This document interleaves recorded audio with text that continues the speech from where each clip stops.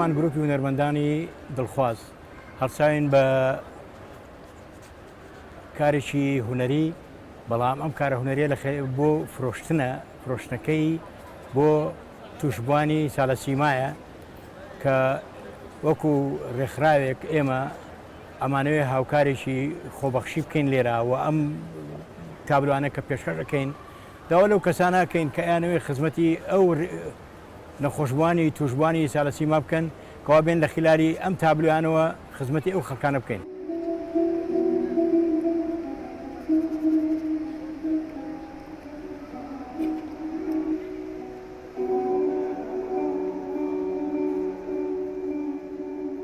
ئامانج لەم کارە بریتە لە هەنگاوی یەکەم زیندووکردنەوەی کاری خۆبەخشێکە لە ئێستادایکە کرد لەو هەنگاوانی پێویستە ئێمە بەرەو ڕووی زیاتر بچین. هەنگاوی دووەم بریتە لە خوێندنەوەی ئەو هیوایی کە پێویستە نەخۆشانی سالاسیمیا هەست بەوە بکەن. ئێمە هەمیشە وەکو کۆمەلگا پاڵپشتیان وەکو هونەرمەندان وەکو چالاکوانان ئەوان ئەگەر حکومەت نەتوانێت وەک پێویست لەگەڵیانە بێ ئەمە بەشەی تریان بۆ پڕەکەینەوە کە پێویستیانە.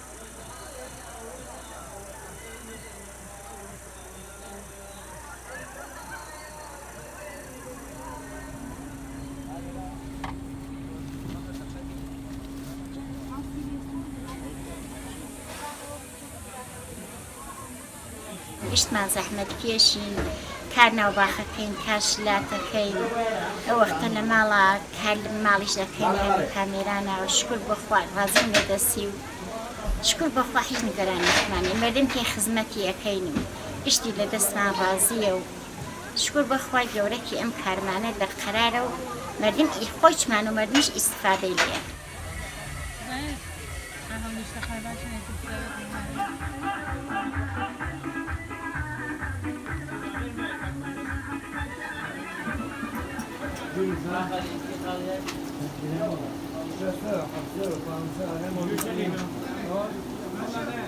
ئێمە لە ساڵنەوەدا هەتا تولەڕیەک و ئەم باخمانە ماشین نەهاتەبان جادەکەم خستکار و دوایی نەفرێکی چاو پیشنهاد مجتەمەی گەردشکاریدا پێم وتی شوێنەکەتان ئالە بیکەرم مجتەمەی گەردشکاریەکی من ڕوومە میراسفەرهەنگی 18 نەفەر لێرە مەشغول کارن 4 مناڵ خۆم باقیمەندەیان ئەهل ئاوایی خۆمانن.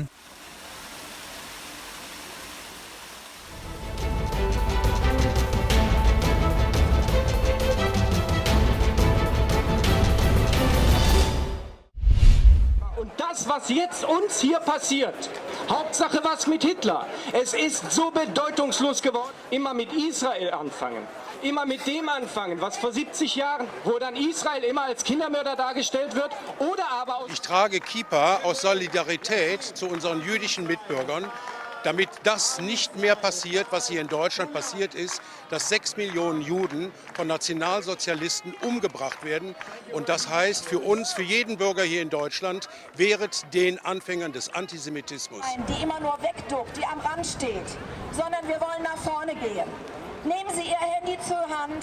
Man kann Judenhass nicht nur mit Worten bekämpfen. Mit den jüdischen Mitbürgern hier in Köln und nicht nur in Köln, sondern in ganz Deutschland, möglichst auch in ganz Europa zu zeigen.